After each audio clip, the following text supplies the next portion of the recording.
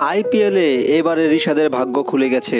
মাঠ মাতাবেন প্রীতির পাঞ্জাব কিংসের হয়ে। অন্যদিকে চেন্নাই ছেড়ে দিল মুস্তাফিজকে। মুস্তাফিজ পেল নতুন ঠিকানা। তো দর্শক, বিস্তারিত জানতে ভিডিওর সাথে থাকুন এবং সাবস্ক্রাইব করে পাশে থাকুন।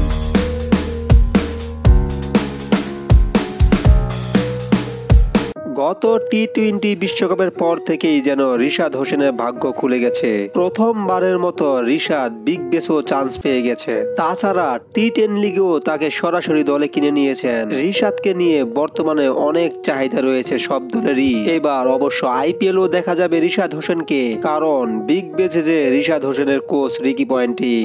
এবারের আইপিএলও পাঞ্জাব কিংসের কোচ হয়ে রয়েছেন রিকি পয়েন্টিং। তাই রিশাদের রাস্তা যে একেবারেই পরিষ্কার। পাঞ্জাব কিংস মালিক প্রীতি জিন্তা বলেন, এবারের আইপিএলে আমরা নতুন কিছু চমক দিতে যাচ্ছি। প্রথমেই হলো কোচ রিকি পয়েন্টিং, তার সাথে আমরা বাংলাদেশের দুইজনকেও ধরে রেখেছি আমাদের এই দলে। অন্যদিকে চেন্নাইতে আর দেখা নাও যেতে পারে মুস্তাফিজকে, কারণ মুস্তাফিজকে এবার তারা ধরে রাখেনি। নিলাম থেকে অবশ্য তাকে কিনতে হবে যে কোনো দলকেই। এ বিষয়ে পাঞ্জাবের কোচ রিকি পয়েন্টিং বলেন, মুস্তাফিজকে আমার খুবই পছন্দ।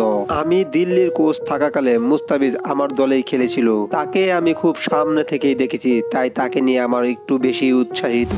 তাই এই কথায় বোঝাই যাচ্ছে যে আগামী আইপিএলে বাংলাদেশের দুই তারকাকে দেখা যাবে পাঞ্জাব কিংসে। পাঞ্জাবের মালিক প্রীতি জিন্তা এর আগে মুস্তাফিজকে কিনতে চেয়েছিলেন। এবার হয়তো সেই সময় এসে গেছে, কারণ দলের কোচ যে এখন রিকি পয়েন্টিং। সব কিছু ঠিক থাকলে আগামী ডিসেম্বরে আইপিএল এর নিলাম থেকে রিশাদ এবং মুস্তাফিজকে দলে বেরাতে পারে পাঞ্জাব কিংস।